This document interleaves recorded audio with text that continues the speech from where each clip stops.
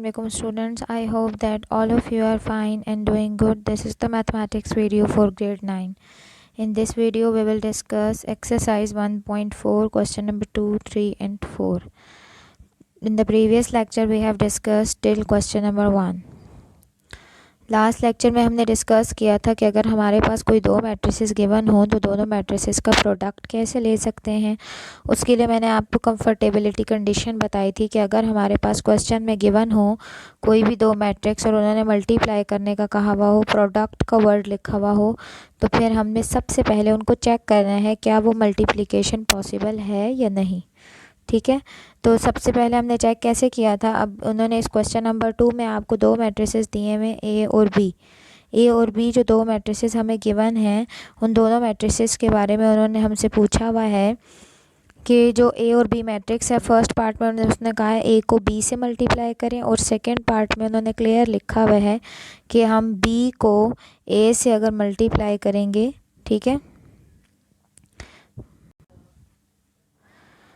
B को ए से multiply करें, साथ ब्रैकेट में उन्होंने लिखा हुआ है इफ़ पॉसिबल, यानी आपने मल्टीप्लिकेशन परफॉर्म ही तब करनी है अगर पॉसिबल है, अदरवाइज़ हमने परफॉर्म नहीं करनी। ठीक है, तो फर्स्ट पार्ट हम स्टार्ट करते हैं। ए को बी से मल्टीप्लाई करने से पहले मैंने ए मैट्रिक्स लिखा 3 0 -1 2 और फिर बी मैट्रिक्स भी लिखा, दोनों का ऑर्डर लिखा। तो ए मैट्रिक्स में 2 रोज़ और 2 कॉलम्स हैं 2 क्रॉस 2 और सेकेंड मैट्रिक्स में 2 रोज़ और 1 कॉलम है 2 क्रॉस 1। मैंने सर्कल लगा दिया फर्स्ट के नंबर ऑफ़ कॉलम्स पे और सेकेंड मैट्रिक्स के नंबर ऑफ़ रोज़ पे। सर्कल के अंदर जो हमारे पास नज़र आ रहे हैं नंबर्स वो सेम है, number of columns of first and second matrix के नंबर ऑफ़ रोज़ सेम आ रहे हैं, इसका मतलब है प्रोडक्ट पॉसिबल है। अच्छा जी, प्रोडक्ट पॉसिबल है तो लास्ट लेक्चर में प्रोडक्ट मैंने आपको एक्सप्लेन किया था, फिर रिपीट कर देते हैं। फर्स्ट मैट्रिक की रो फिक्स करनी है, पहली रो है 3 0। अब हमने इस रो को मल्टीप्लाई करना है नेक्स्ट मैट्रिक्स के कॉलम्स के साथ। तो नेक्स्ट मैट्रिक्स में एक ही कॉलम है, एक रो जब एक कॉलम से मल्टीप्लाई होती है 3 0 जिसके नीचे एरो लगा हुआ है, ठीक है, ये एक रो जब हमारे पास एक कॉलम से मल्टीप्लाई हो रही है तो ये जो हमारे पास रो मल्टीप्लाई हो रही है इस कॉलम के साथ, तो उसके लिए हमने देखा कि आंसर जो हमारे पास आ रहा है 3 को 6 से मल्टीप्लाई किया प्लस 0 को 5 से। जब हम एक रो को एक कॉलम से मल्टीप्लाई करते हैं तो दरमियान में क्या साइन आता है, प्लस का। अब अगर हमारे पास अगला कॉलम मौजूद होता तो फिर मैं 3 0 को उससे मल्टीप्लाई करती तो मैं इस साइड पे रो में लिखती, ठीक है, लेकिन हमारे पास आगे कॉलम्स ख़त्म हो गए तो इसलिए मैट्रिक्स क्लोज हो गया। लेकिन मैट्रिक्स को क्लोज करने के बाद नेक्स्ट रो है अभी हमारे पास, ठीक है, जो नंबर ऑफ़ रोज़ हैं प्रोडक्ट में वो डिपेंड करती हैं फर्स्ट मैट्रिक्स पे, ठीक है। तो हमारे पास ए मैट्रिक्स के अंदर 2 रोज़ हैं तो पहली रो को पहले कॉलम से करके हमने लिख लिया। अब हमने अगली जो कॉलम है वो ख़त्म हो गया तो मैट्रिक्स क्लोज किया, लेकिन मैट्रिक्स में नीचे नेक्स्ट रो आएगी, ठीक है। -1 को 6 से मल्टीप्लाई किया प्लस 2 को 5 से मल्टीप्लाई करके उसके नीचे लिखा, नेक्स्ट रो में लिखा। अच्छा जी, 6 को 3 से मल्टीप्लाई किया 18 और प्लस 0 को 5 से किया 0, -1 को 6 से किया और 2 को 5 से किया 10। तो 18 में 0 को ऐड करेंगे और -6 + 10 को सॉल्व करेंगे तो हमारे पास फाइनल आंसर आ रहा है 18 और 4। इसी तरह अब हमारे पास सेकंड पार्ट में उन्होंने पूछा था बी ए, आपकी बुक के क्वेश्चन में सेकंड पार्ट है उसमें लिखा हुआ है बी ए कैलकुलेट करें इफ़ पॉसिबल। लेकिन अगर हम देखें तो बी का जो ऑर्डर है वो 2 क्रॉस 1, यानी नंबर ऑफ़ कॉलम्स उसमें कितने हैं 1, और ए जो मैट्रिक्स है उसमें नंबर ऑफ़ रोज़ कितने हैं 2, यानी बी के कॉलम्स और ए के रोज़ सेम नहीं है। बी ए प्रोडक्ट जो है यहाँ पे पॉसिबल नहीं होगा। सेकेंड पार्ट में आपने सिंपल रीज़न दे देना है कि B A product is not possible, और क्वेश्चन नंबर 1 में जो कंफर्टेबिलिटी कंडीशन थी वो आपने इसमें एक दफ़ा बता देनी है सर, ठीक है। अच्छा जी, उसके बाद नेक्स्ट क्वेश्चन नंबर 3 में उसने पूछा हुआ है find the following products. Product find करना है तो प्रोडक्ट के लिए भी मल्टीप्लाई करना है। अब हर क्वेश्चन में आपने सबसे पहले ऑर्डर नीचे लिख देना है ताकि एक दफ़ा आप चेक कर लो, देख लो, उसके बाद फिर प्रोडक्ट स्टार्ट करेंगे। -3 0 और सेकंड को आपके पास मैट्रिक्स है 4 0। -3 0 में हमने ऑर्डर लिखा 1 क्रॉस 2 और 4 0 में 2 क्रॉस 1, 2 रोज़ एंड 1 कॉलम। तो हमारे पास नंबर ऑफ़ रोज़ और कॉलम पे सर्कल लगा दिया मैंने, कॉलम्स और रोज़ पे तो सेम है तो मल्टीप्लिकेशन पॉसिबल है। अब मल्टीप्लाई उसी तरह करना है, रो को एक ही रो है और एक ही कॉलम है, तो जब मल्टीप्लाई होगा तो ऐड हो जाएगा। -3 को 4 से किया प्लस 0 को 0 से किया।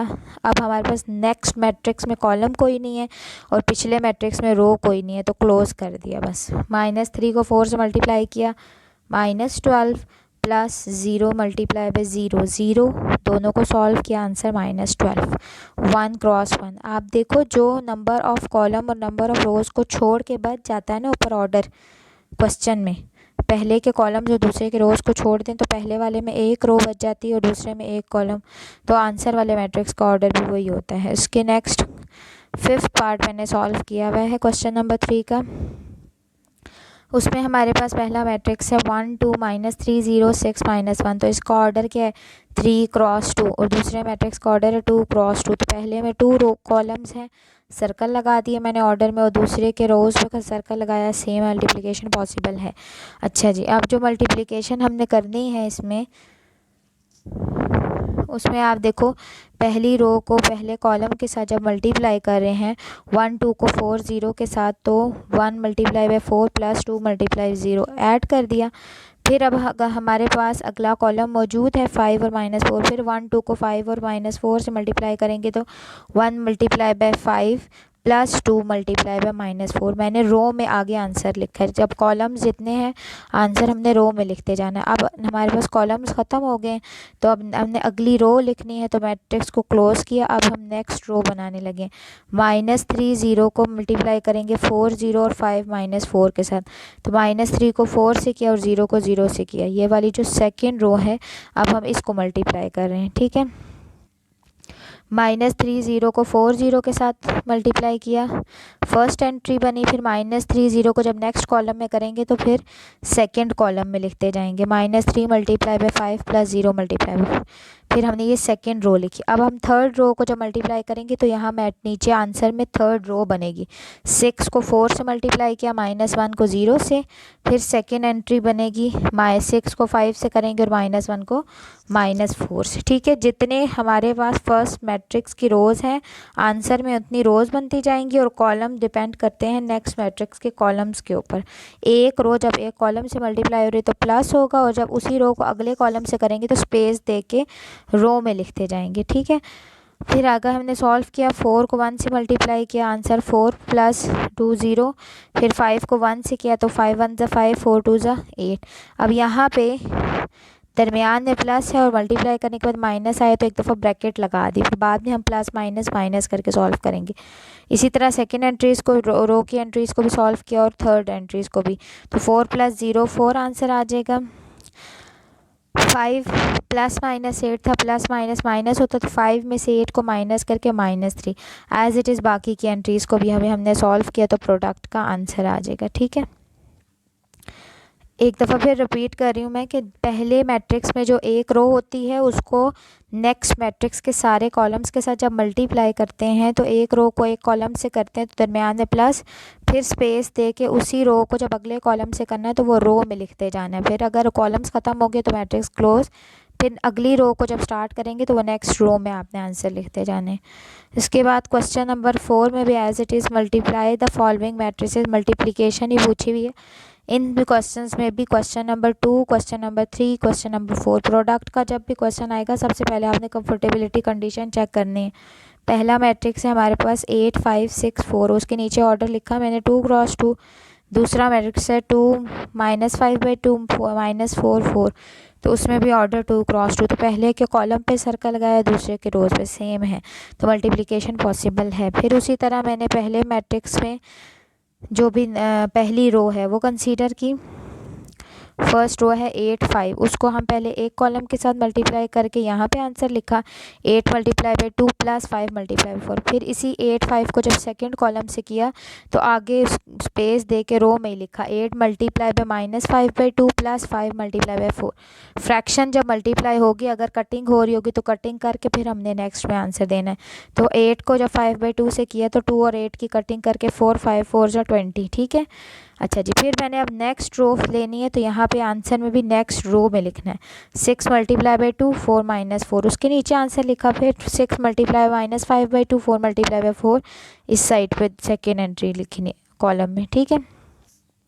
बाकी 8 को 2 से किया, 5 को 4 से किया, 16 आ गया हमारे पास -20, 6 को 2 से किया, 4 को 4 से किया -16, 8 को -5/2 से जब मल्टीप्लाई किया तो 2 और 8 की कटिंग हो रही है, 5 4 से 20, 6 को -5/2 से करके फिर कटिंग की, 5 3 से 15, फिर बाकी हमने एडिशन और सब्ट्रैक्शन के जो रूल्स हैं उनको फॉलो करते हुए बाकी का आंसर यहाँ पे हमने दे दिया, ठीक है।